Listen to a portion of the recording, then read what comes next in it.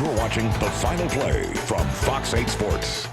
Welcome back into The Final Play, everybody. And since Sean Fazan has been so gracious to join me this evening, let's do dueling final words. What Absolutely. do you say? Why don't we start with a little bit of LSU football? Go ahead. Does it seem a little bit odd to anyone else how the #1 team in the country changes starting quarterbacks 9 games into the season and it doesn't get much attention on a national scale? Sure, we know all about Jordan Jefferson and Jarrett Lee down here, but the lack of attention on a national stage is simply mind-boggling to me. But now it's apparent Jefferson is the starter, Lee is the backup. And if I'm Lee, I have to be thinking, life just isn't fair. At the beginning of the season, his team called on him to guide them through a mess that ended with Jefferson getting suspended from the team.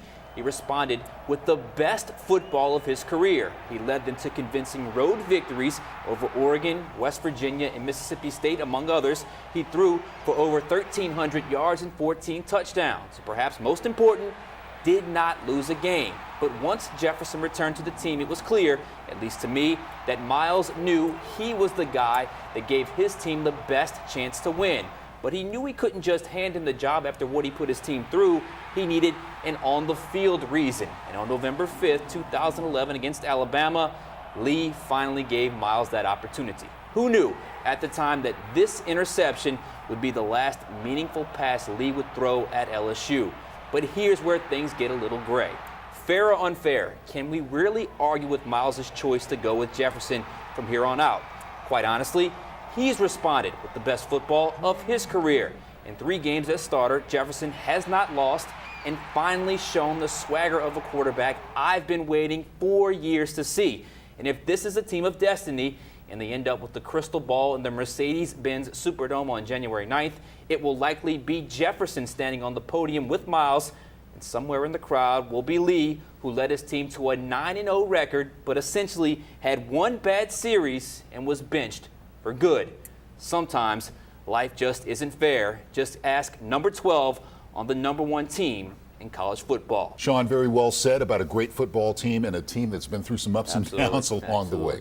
Now, the final word of the night deals with a former Saints player who started 1 game in his career here, but one who will always be a folk hero to Who Dat Nation.